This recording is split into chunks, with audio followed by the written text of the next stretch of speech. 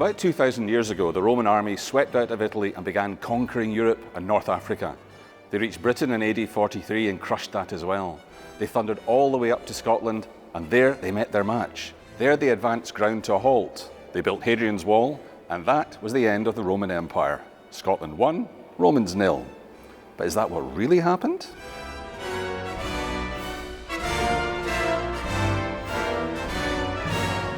The Roman Empire was the greatest in the ancient world. It controlled all the lands of the Mediterranean, including North Africa. It also had great chunks of Western Europe and Great Britain. In AD 43, the Roman army, under the instructions of the Emperor Claudius, launched its invasion of mainland Britain, the start of centuries of permanent occupation. 70 years later, the Emperor Hadrian came to Britain to inspect his northern frontier. There, he ordered the building of the wall that bears his name to this day, Hadrian's Wall. And it's commonly believed that that is where the invasion stopped, never reaching Scotland, or, as it was known to the Romans, Caledonia. But that's not quite true.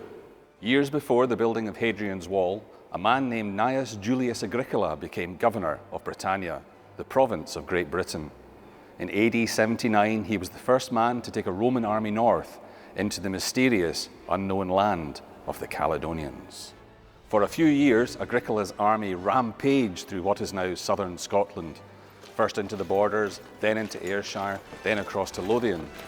Then they began moving up the east coast, building marching camps as they went. One of the greatest of those camps was built at Ardoch, near Braco, in Perthshire.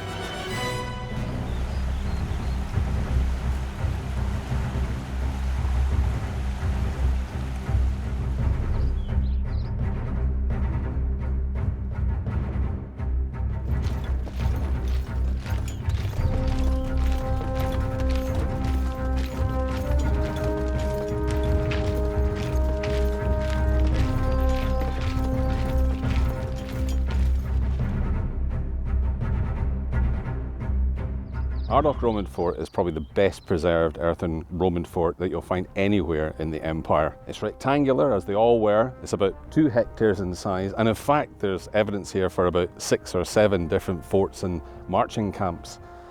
As you can see from the earthworks around us, this is major engineering, and these guys used to build things like this at the end of every single march. They were absolutely massive. This is a permanent fort.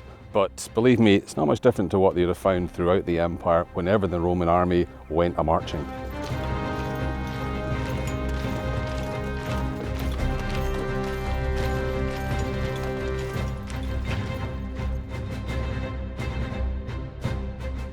Every camp was designed the same way, and that was largely so that if they were attacked during the night, all the soldiers knew where to go to. And this did actually happen. In AD 82, one of Agricola's camps were attacked, and the 9th Spanish Legion was disturbed in the night by a huge horde of Caledonians pouring in. They could have been massacred, and it's happened before in other parts of the empire. But Agricola saved the day by bringing the cavalry in and driving the Caledonians off. Otherwise, that would have been the end of the campaign. Join me next time to find out more about the Romans in Scotland.